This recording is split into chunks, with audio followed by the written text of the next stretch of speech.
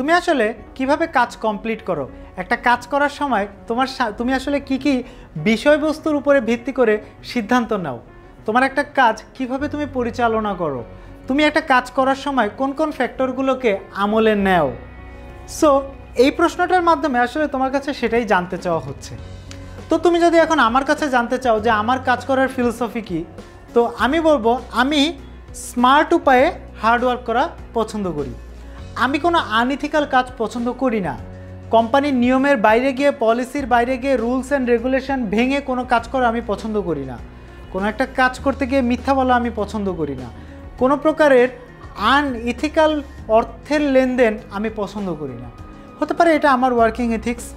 তোমার কাজ করার ইথিক্স কি, তোমার কাজ করার ফিলোসফি কি? হতে পারে ভাইয়া তোমার কাজ করার ফিলোসফিও হার্ডওয়ার্ক না স্মার্ট ওয়ার্ক, অথবা স্মার্ট ওয়ার্ক এবং হার্ডওয়ার্কের একটা মিক্স আপ। এরপরেই তোমাকে হয়তো প্রশ্ন করা হবে যে তুমি হার্ডওয়ার্ক না স্মার্ট ওয়ার্ক করছো, এরকম একটা উদাহরণ তোমার লাইফের থেকে দাও তো। তখন তুমি এই উত্তরটা কিভাবে দিবা?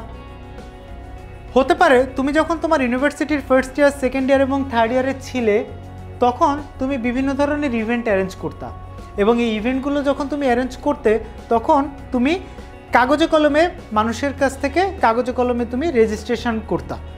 তোমার ইউনিভার্সিটিতে কাগজে কলমে রেজিস্ট্রেশন করার প্রসেস চালু ছিল, এবং এই প্রসেসটা খুব কঠিন একটা কাজ। কে কখন টাকা দিচ্ছে, কয় টাকা দিচ্ছে, কয় টাকা জমা দিল, কয় টাকা বাকি থাকলো, কে আসবে কে আসবে না, তার কন্ট্যাক্ট নাম্বার কি, তার ইমেল আইডি কি, এগুলোকে একত্রে রাখা যথেষ্ট কঠিন কাজ। কিন্তু ইউনিভার্সিটির চতুর্থ বর্ষে আসার পরে যখনই তোমার ইউনিভার্সিটিতে একটা বড় ইভেন্ট আসলো, তখন তোমরা কি করলা? তোমরা এই কাগজে কলমে রেজিস্ট্রেশন প্রসেসটা বাদ দিয়ে দিলে, মানে কঠিন কাজটাকে তোমরা বাদ দিয়ে দিলে। এটার পরিবর্তে তোমরা গুগল ফর্মের মাধ্যমে এখন রেজিস্ট্রেশন প্রসেসটা শুরু করলা। এর মাধ্যমে হলো কি, এর মাধ্যমে যখন যেখান থেকে যেই আসছে না কেন, যেই রেজিস্ট্রেশন করতে চাচ্ছে না কেন, খুব সহজেই তোমাদের এই গুগল ফর্মটা ফিল আপ করার মাধ্যমে রেজিস্ট্রেশন করে ফেলছে। যার কারণে কোনো ইনফরমেশান হারিয়ে যাচ্ছে না, কোনো ইনফরমেশান লস হচ্ছে না। সব ইনফরমেশানকে তুমি একসঙ্গে একত্রে এক জায়গায় খুব সহজেই পেয়ে যাচ্ছ, এবং তুমি এটাকে খুব সহজে অ্যাক্সেস করতে পারছো। সো এটা হতে পারে তোমার একটা উদাহরণ।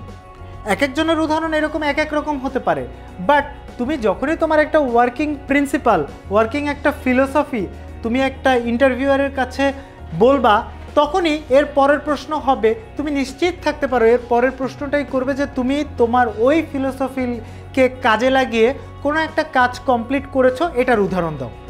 সো তোমার যেন ওই সাপোর্টিভ উদাহরণটাও রেডি থাকে। এবং তুমি যখনই ইন্টারভিউ বোর্ডে যাবে এবং হুট করে যখন তোমাকে এই ধরনের ইমোশনাল ইন্টেলিজেন্স জানার জন্য তোমাকে এই ধরনের প্রশ্ন করা হবে, ট্রিকি প্রশ্ন করা হবে, তখন যদি তুমি ওখানে বসে চিন্তা করে করে উদাহরণ দিতে চেষ্টা করো, তখন কিন্তু দেখা যাবে তুমি একটা উত্তরের সঙ্গে আরেকটা উত্তরের সামঞ্জস্যতা রাখতে পারবে না। তুমি যখনই একটা প্রশ্নের উত্তরের সঙ্গে আরেকটা প্রশ্নের উত্তরের সামঞ্জস্যতা রাখতে পারবে না, এটা কিন্তু একজন ইন্টারভিউয়ার খুব সহজেই বোঝে কোন কথাটা তুমি সত্যি বলছো আর কোন কথাটা তুমি মিথ্যা বলছো। যেমন ধরো, তোমাকে যদি আমি এখন প্রশ্ন করি, আজ থেকে 5 বছর আগের যে কোনো একটা ঘটনা তুমি মনে করো তো, তখন তুমি তোমার চোখের পাতা বাম দিকে উপরের দিকে উঠে গেল, কারণ অতীতটা থাকে মানুষের মস্তিষ্কের বাম পাশে। আবার তোমাকে বলা হলো আজ থেকে 5 বছর পরে তুমি নিজেকে কোথায় দেখতে চাও, এটা একটু মনে করো তো, তখন তোমার চোখের পাতা, চোখের মণি ডান দিকে উপরে কোণায় উঠে গেল, কারণ ভবিষ্যৎটা তোমাকে চিন্তা করতে হয় মস্তিষ্কের ডান পাশকে কাজে লাগিয়ে। এখন তোমাকে জিজ্ঞাসা করা হলো যে তুমি আজ থেকে 10 বছর আগে তোমার স্কুলের কোনো একটা স্পোর্টস ইভেন্টে কাজ করেছো, এরকম একটা ঘটনা আমার সঙ্গে শেয়ার করো। তখন তোমার চোখের মণি তখন তোমার চোখের মণি বাম দিকে উপরে উঠে গেল, এবং মেমোরি থেকে রিকল করার চেষ্টা করলো যে অতীতে তুমি কখনো স্কুলে কোনো একটা স্পোর্টস ইভেন্টে অংশগ্রহণ করছিলে নাকি করো নাই।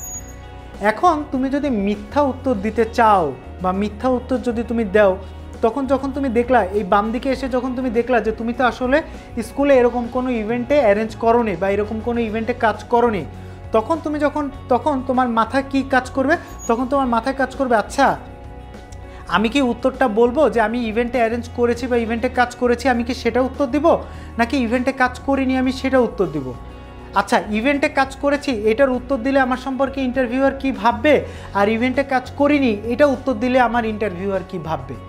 তখন তুমি আবার মস্তিষ্কের বাম পাশে তোমার চোখের মনি দেখবা বাম দিকে উপরের কোণায় উঠে আসবে, এবং মস্তিষ্কের বাম পাশ থেকে আবার কিছু একটা অ্যানালাইজ করে অনেকগুলো ঘটনার মধ্য থেকে কোনো একটা ঘটনাকে নিয়ে হচপচ করে একটা মিথ্যা কথা বা একটা ভুল তথ্য তুমি যখনই ইন্টারভিউয়ারের সামনে দিতে চেষ্টা করবা, তখনই দেখবা ইন্টারভিউয়ার এটা বুঝতে পারবে। এবং এই কারণেই মানুষ যখন মিথ্যা কথা বলে তখন তার চোখের মনি একবার বাম দিকে ডান দিকে বাম দিকে ডান দিকে এরকম করতে থাকে। This is the main reason. So আমার তোমাদের প্রতি অনুরোধ থাকবে, এই কোর্সে আমরা যত ট্রিকি প্রশ্ন নিয়ে আলোচনা করছি, এই ট্রিকি প্রশ্নগুলোর উত্তর তোমার জন্য আসলে কি, এটার বেস্ট প্র্যাকটিসটা কি, এটার বেস্ট অ্যান্সারটা কি, এটা তুমি ঘরে বসে প্রিপারেশান নাও। ইন্টারভিউ বোর্ডে গিয়ে হুট করে এ ধরনের উত্তর যখনই তুমি দিতে যাবা তখনই তোমার অ্যাকুরেসি থাকবে না। ইন্টারভিউতে যখন তুমি দিতে যাবে এভাবে, তোমার ইন্টারভিউর অ্যাকুরেসি থাকবে না, সত্যতা থাকবে না, সত্যের সঙ্গে হয়তো ভুল তথ্যের মিক্স আপ হয়ে যাবে। এবং ইন্টারভিউয়ার যদি এটা বুঝতে পারে তখনই তোমার কিন্তু ওই কোম্পানি ওই ইন্টারভিউয়ারের কাছে তোমার ইমপ্রেশনটা কিন্তু খারাপ হয়ে যাবে।